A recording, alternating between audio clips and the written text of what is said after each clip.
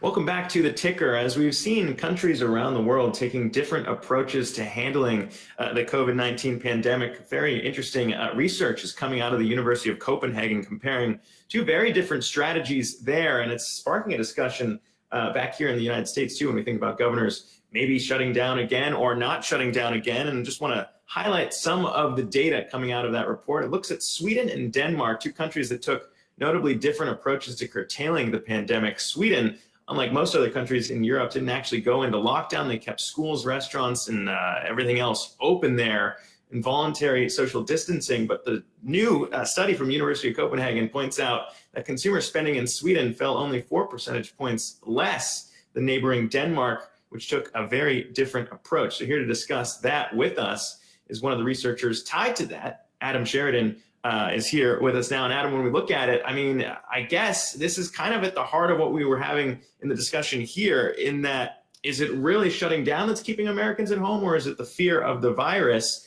What did you find? Exactly. Thanks for having me. So yeah, I think the bottom line of this research is that allowing private businesses to stay open during this pandemic does not save the economy. So in fact, there seems to be very limited economic benefits from staying open.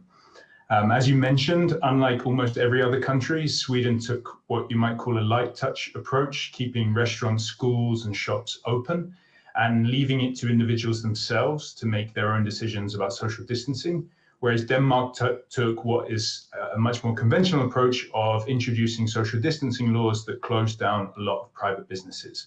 And by comparing consumer spending in these countries around the time at which Denmark shut down, we can see that there's just a massive drop in consumer spending in both countries. And given what we know about this being a big part of GDP, it's really important for the economy. And it suggests that really the virus itself is responsible for the majority of the economic declines that we've seen throughout this period.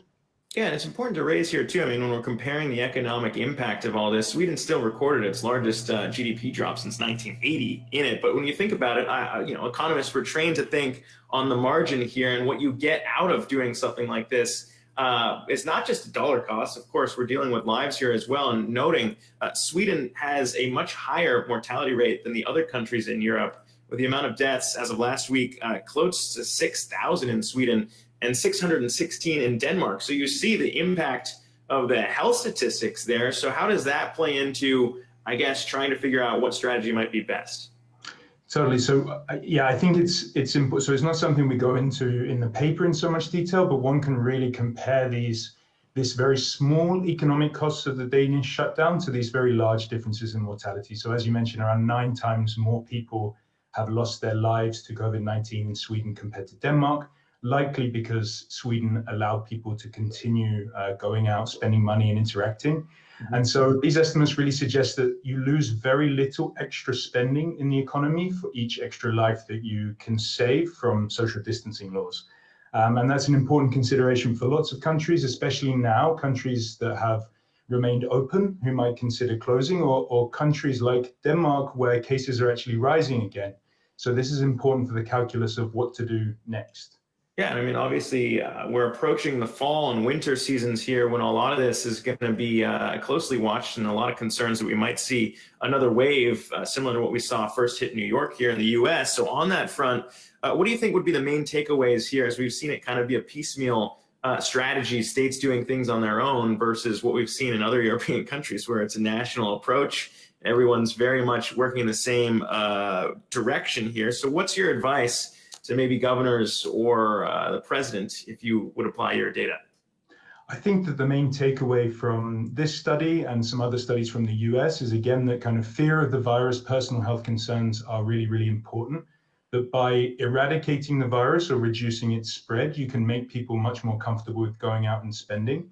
And that based on these findings, there is potentially a lot of merit to certain policy proposals that would advocate for example, nationwide lockdowns for short periods of time that could bring the virus to very low levels.